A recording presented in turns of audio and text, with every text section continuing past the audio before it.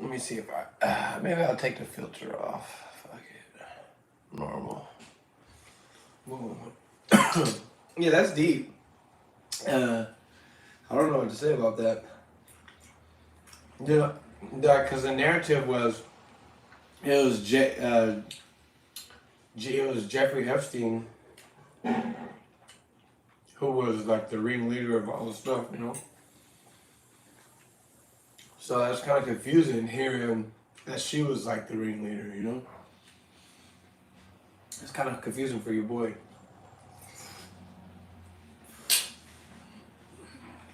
Socialite found guilty on 5 counts after her accusers took the stand. The highest daily rate of COVID in the U.S. ever. States calling up the National Guard to help. Nearly a third of New York City's EMS workers out sick. But even as cases skyrocket, hospitalizations haven't yet. The new data that Omicron is likely less severe than Delta. And new information from the CDC on when people are most contagious. And most of your transmission potential happens in those 1 to 2 days before you have symptoms. Holiday travel nightmare. Nearly 1,000 flights canceled today. The massive pileup in Wisconsin as severe weather begins to roll through the southeast. High stakes call. President Biden set to talk with Vladimir Putin tomorrow as fears grow that Russia will invade Ukraine. Why did the Russian president request the call? Truly free returns. The secret policy at some major retailers that lets you keep the item you want to give back and the refund. This is NBC Nightly News with Lester Holt. Good evening. I'm Kristen Welker in for Lester. After the death of Jeffrey Epstein, the world has watched and waited as a jury deliberated for days about what would happen to his confidant, Ghislaine Maxwell. Tonight, they have found her guilty on 5 of 6 counts, including sex trafficking of minors. Let's get right to Ron Allen, who is outside the courthouse.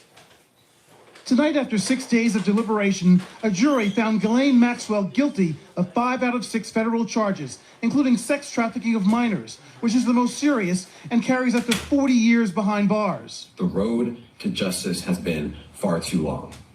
But today, justice has been done. Throughout the 3-week trial, prosecutors calling 24 witnesses. The heart of their case, 24, 4 women who damn! say they were recruited, groomed, and lured by Maxwell when they were teenagers, so they could be sexually abused by Jeffrey Epstein. 24 witnesses? Epstein's partner in crime, saying Epstein was able to sexually abuse young girls because Maxwell was the key to the whole operation. Jurors were reminded that she lived with him for years and was even referred to as the lady of the house. Prosecutors tying the pair by showing pictures of them together throughout the years, adding Maxwell received more than $30 billion from Epstein during the years her alleged crimes were committed.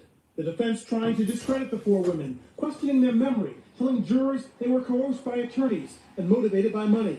Epstein took his own life behind bars in 2019, but his presence looming over the courtroom. The defense reminded the jury to separate Maxwell from the disgraced financier, saying Ghislaine Maxwell is not Jeffrey Epstein. Adding, she's been tried here for being with Jeffrey Epstein. Maybe that was the biggest mistake of her life, but that was not a crime. The jury felt otherwise, and the crimes they deemed her guilty of tonight could leave the 60-year-old in prison for the rest of her life. Maxwell was taken directly back to prison. She'll be sentenced at a later date.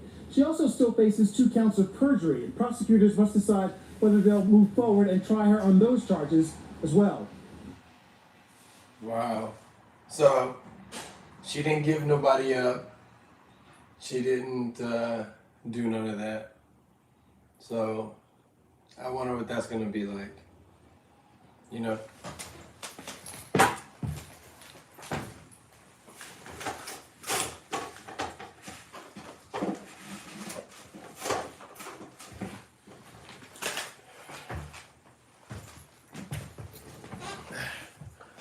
I wonder what that's going to be like for sure, because,